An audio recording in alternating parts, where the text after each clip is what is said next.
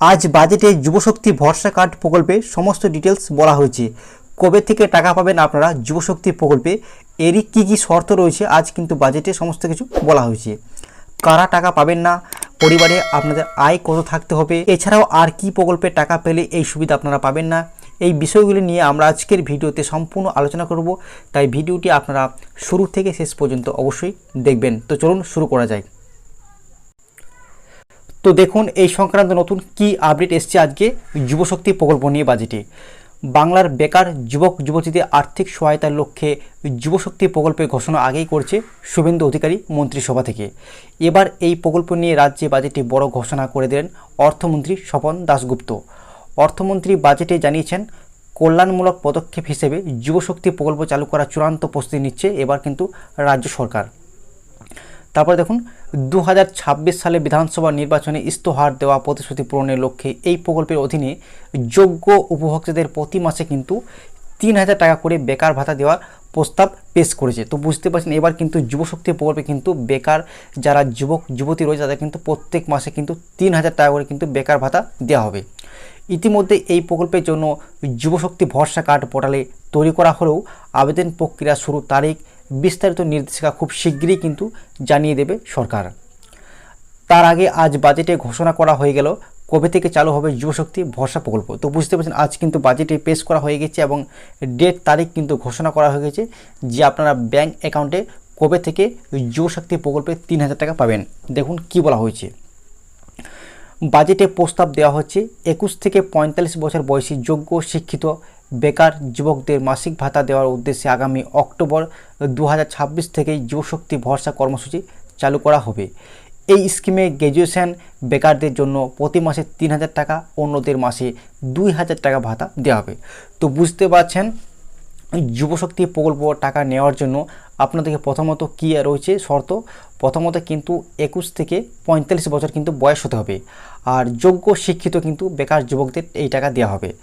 আর শিক্ষিত কিন্তু এখানে যোগ্যতাটা বলে দেওয়া হচ্ছে কাদেরকে 3000 টাকা দেওয়া হবে, কাদেরকে 2000 টাকা দেওয়া হবে। তো দেখুন যাদের গ্র্যাজুয়েশন মানে তাদের পড়াশোনার শিক্ষাগত যোগ্যতা গ্র্যাজুয়েশন তাদের কিন্তু প্রত্যেক মাসে 3000 টাকা করে ভাতা দেওয়া হবে।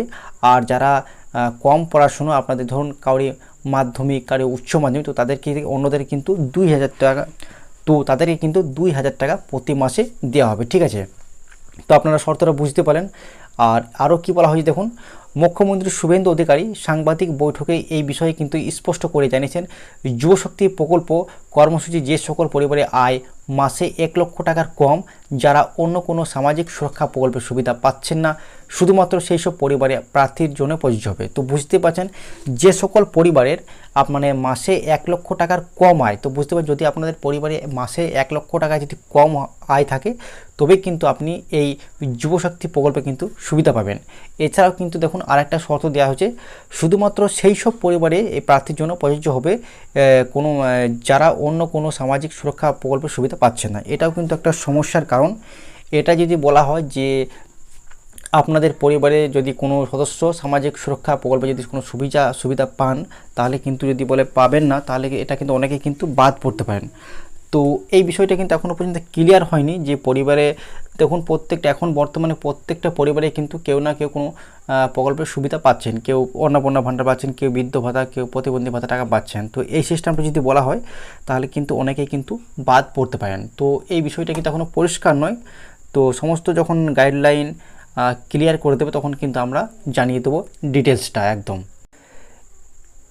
এছাড়াও কিন্তু আরেকটা প্রশ্ন সবারই মনে যে তাহলে আমরা যুবশক্তি প্রকল্পের টাকা কবে থেকে পাবো। তো দেখুন এর কিন্তু আপনার তারিখ বা দিনক্ষণ ঘোষণা করে দিয়েছে আমাদের মুখ্যমন্ত্রী শুভেন্দু অধিকারী। তিনি কিন্তু স্পষ্ট জানিয়ে দিয়েছেন যে যুবশক্তি প্রকল্পের টাকা দেওয়া হবে আপনাদের অক্টোবর মাস থেকে। ঠিক আছে, অক্টোবর মাসে কিন্তু আপনাদের আবেদন প্রক্রিয়া সমস্ত কিছু শুরু হয়ে যাবে এবং অক্টোবর মাস থেকে কিন্তু টাকা দেওয়া হবে 3000 টাকা এবং 2000 টাকা যোগ্যতা অনুযায়ী।